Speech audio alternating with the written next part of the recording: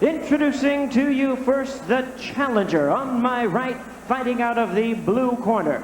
He enters the ring wearing blue trunks with white trim, and he hails from Seoul, South Korea.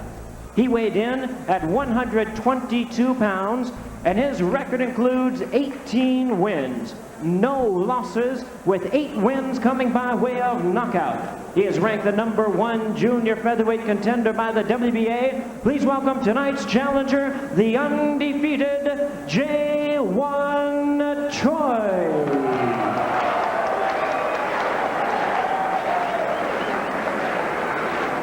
And his opponent across the ring on my left is the defending world champion fighting out of the red corner. He is wearing red trunks with white trim and fighting out of Bayamon, Puerto Rico. His weight, 121 1/2 pounds. His record, 40 wins, 6 losses, 3 draws, with 32 wins coming by way of knockout. Tonight, he is making his 7th defense of his title. Please welcome the WBA Junior Featherweight Champion of the world. They call him El Gran Campeón Puertorriqueño, Wilfredo Vasquez. Once again, here's your referee in charge, Mitch Halpern, now to give instructions. All right, this is for the championship of the world. We've already given the instructions in the dressing room. I want a good, clean fighter who wants to obey my commands at all times. Any questions? All right, touch gloves. Let's go. Come on.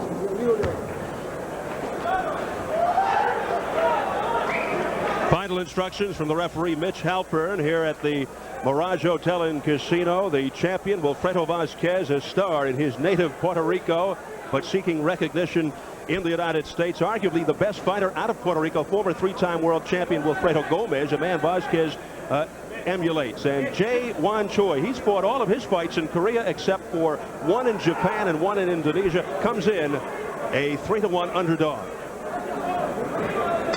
So here we go, round 1 scheduled for 12 for the WBA Junior Featherweight Championship. Vasquez told us yesterday he has observed tapes of Choi, describing him as a tough guy, a battler with a lot of will. His biggest concern is Choi's headbutting, which was noticeable in his last bout with Antonio Cermeno. Vasquez said his strategy is to study Choi the first 2 rounds, and after the second round, go after him and take him out. We'll see if he lives up to that, Bertie. Well, right now, not much is happening. They're just kind of looking at each other. Choi has said he just likes to take that defense and use it to see what the other guy's coming with and then start. I don't think he's got that big a punch to hurt Vasquez in the early rounds, and Wilfredo certainly has a big punch to stop you in the early rounds. So let's see what happens. He almost turned him around with the right hand. Vasquez in the red possesses a sledgehammer left, a powerful punch he utilized to deck Raul Perez to capture the WBA Junior Featherweight title in March of '92, 3rd round TKO. There goes that right hand again. Once he almost turned him around, and this time he went way back with it like a wand in the wind. And there it goes again. His right hand also a knockout punch, as evidenced in his last fight, March the 2nd, when he flattened Yuichi Kasai twice within a minute 15 of the first round in Tokyo, Japan. Well, I'll be very surprised if he didn't come back to it. 3 times he's thrown it with maximum effect each time. Vasquez, a seasoned veteran, classic boxer puncher. Smooth, straight up, straight ahead. Approach keeps coming forward, as you can see. Excellent tools, well disciplined. He doesn't think Choi has the legs to withstand the pressure. He may not have the jaw either. He's really getting some shots to the jaw. Tested him. He didn't come up too well with the test. He really moved back with each one of those punches, showing Vasquez that he is getting hurt by the punches. That's a bad thing to show a guy that's got the killer instinct that Wilfredo Vasquez has. 3 big Wilfredos came out of Puerto Rico, and this may be one of the best. Benitez, the other.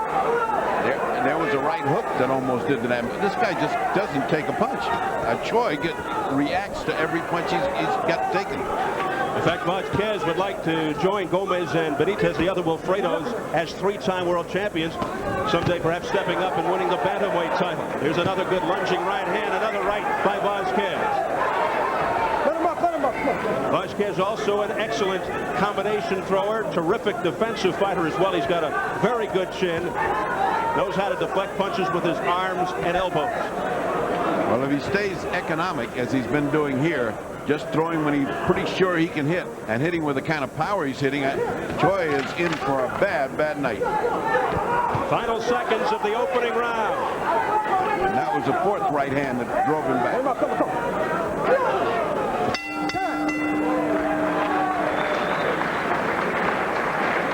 How hot is it here in Las Vegas? Well, outside in the shade, it's around 110 degrees. That is just outside Orlin Norris's dressing room. Fortunately, he is in an air-conditioned trailer. Ringside, it's nearly 100 degrees indoors. To say that Las Vegas is experiencing a heat wave is putting it mildly. Record temperatures all week long. All right, let's take a look at that good right hand, because it more than anything, notice the reaction. Look at that, almost turns him around, screws him into the canvas. That's surprising to see a professional fighter take that kind of reaction to a shot. He got hit 4 of them, by the way. 4.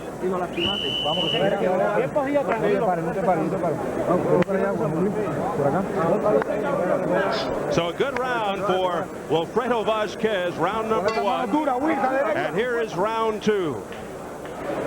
Since losing a first-round KO against Israel Contreras in 1990, Vasquez has won 11 in a row, 8 by knockout. He's 46-3 overall with 32 KOs. He turns 34 August 2nd. He says he's in better shape now than when he started fighting. He'd like to fight until he's 40 and maybe beyond. The way fighters are going now, that may not be a problem. The other night, Durant fought at 43. That's too old. I'm against that. Think we can start a seniors tour? No, you get hurt. The more senior you are, the more senior the damage to your brain. Talking about the thermometer, both fighters say the sweltering hot weather here in Las Vegas not a factor. Oh, there's a factor. A right hand by Wilfredo Vasquez that lowers the boom on Choi. I mean, that was predictable. He's been landing it all night long. Choi is in bad trouble. Look at me. Come towards me. Okay. That's odd. He doesn't understand English too well, so. I mean, that right hand is so predictable. I mean, in the corner, they told him, just throw it. Just turn around and throw it. And, of course, he did. There he goes again. If he follows it up with a hook, it'll be curtains. If he throws the right hand and nails him with a left hook afterwards. Vasquez airing it out. Stop. The first knockdown coming 45 seconds into round 2. Halfway through the round. Oh, down he goes again, just above us. And keep in mind, the 3 knockdown rule is in effect.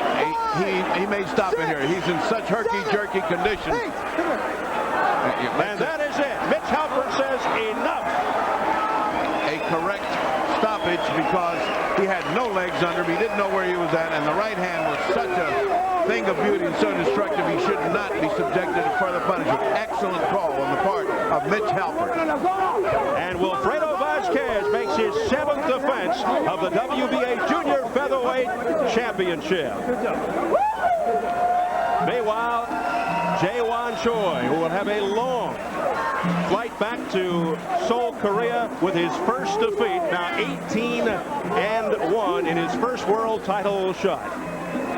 Well, the outcome of this fight was easily predictable from the first right hand that almost screwed him into the canvas.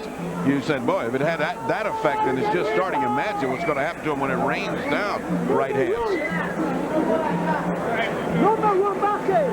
Vasquez celebrating with the championship belt.